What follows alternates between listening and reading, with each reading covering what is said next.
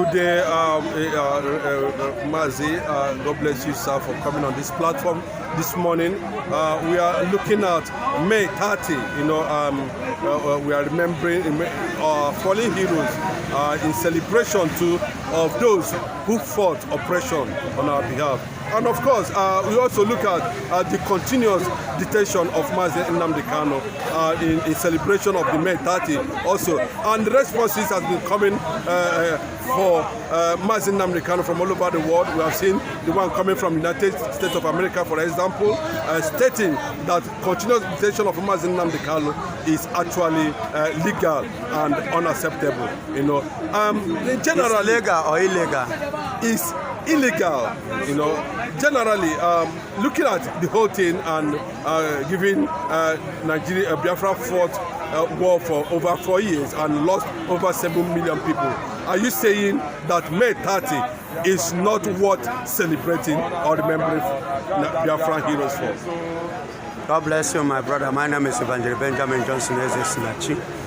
I'm a Biafran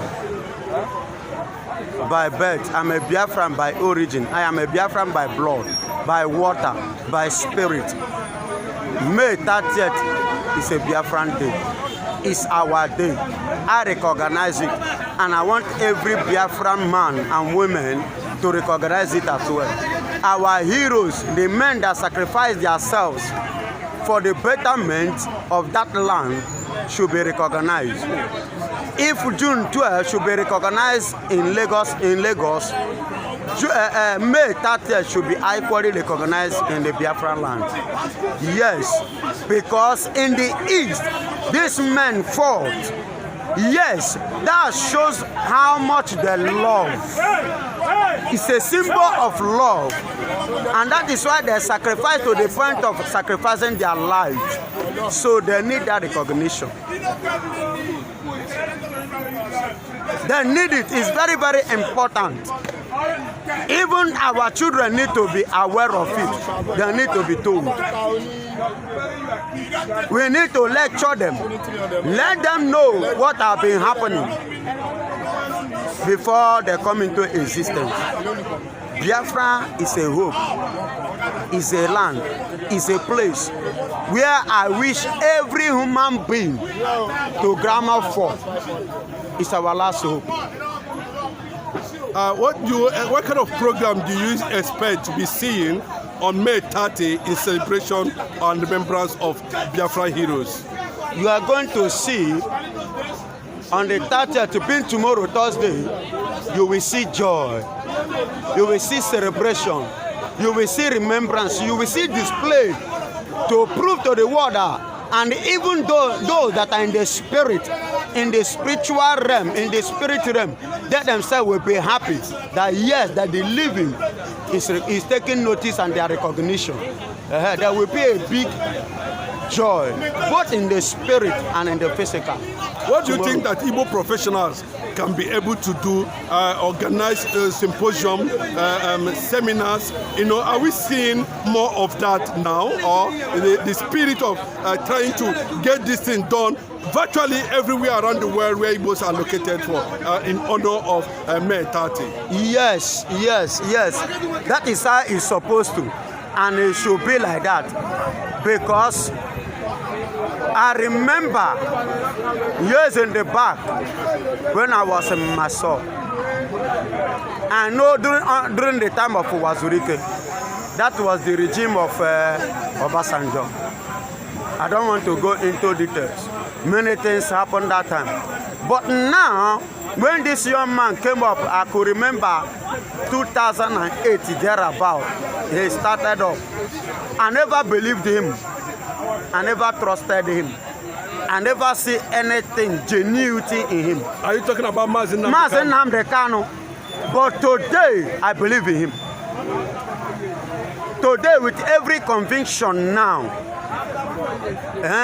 I am joining tomorrow to celebrate.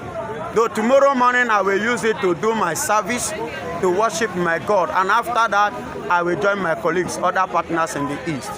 and all over in the world, at large, in the world, I mean, even the universe recognize it. Heaven is aware of it. Amen. Earth is aware of it. Amen. Go to the sea, go to Bar Beach now, they're already preparing for that tomorrow. Amen. They are aware of it. Amen. What do you think that, what does actually, in all honesty, because they refer to Biafrans as the black Jews of Africa, of West Africa, what does Biafra to you mean to you and to your generation? Hey, listen and listen very carefully.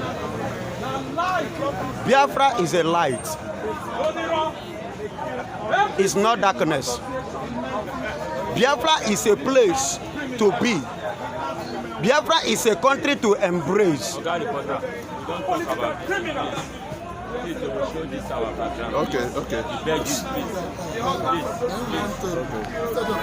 No, sir, no verse, sir. Biafra is a land with honor. It's a land filled up with milk and honey. It's a place whereby your rights will be given to you. Whereby you can exercise your right, you can fight for your right, and you will have it. It's not a place of intimidation, and it's not a place of autocracy. Are you getting it? It is a place where all ideas are welcome. Are you getting it? And it's a place whereby men and women come together to reason. Listen and listen very carefully. Today we talk of Nigeria whatsoever. In this country called Nigeria, the Biafrans, which are the Igbos, are the people from the origin that understand the meaning of democracy. And we have been practicing it from the origin. So what we are doing in Nigeria here today is not democracy. What they are practicing now is autocracy, the government of the elders. And they have anything they say stand by them. They don't recognize the masses and they don't care about how the masses are feeling. But in the Biafra land, the masses are recognized. Your opinion is recognized. Your right is recognized by the government. Because in Biafra land, they know that we, the masses, are the original government. Because we are the one that sent them there to represent us. So they have to listen to us. In Biafra land, our government will listen to us because we are the original government.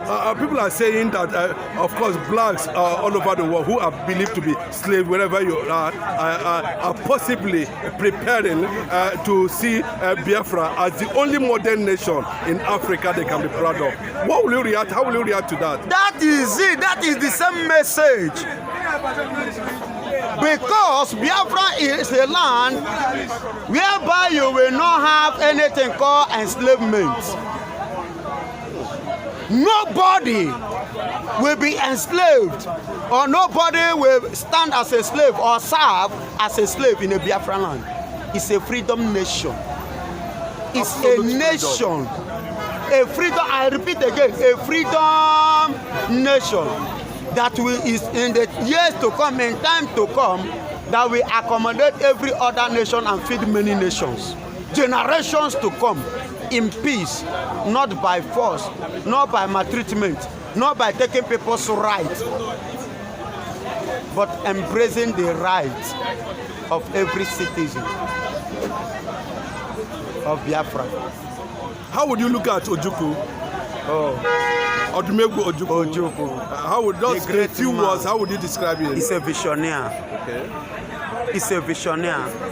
God gave him a vision that no one have that vision.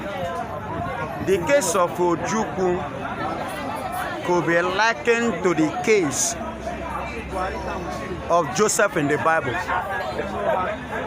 The father, the mother, the brothers did not see it.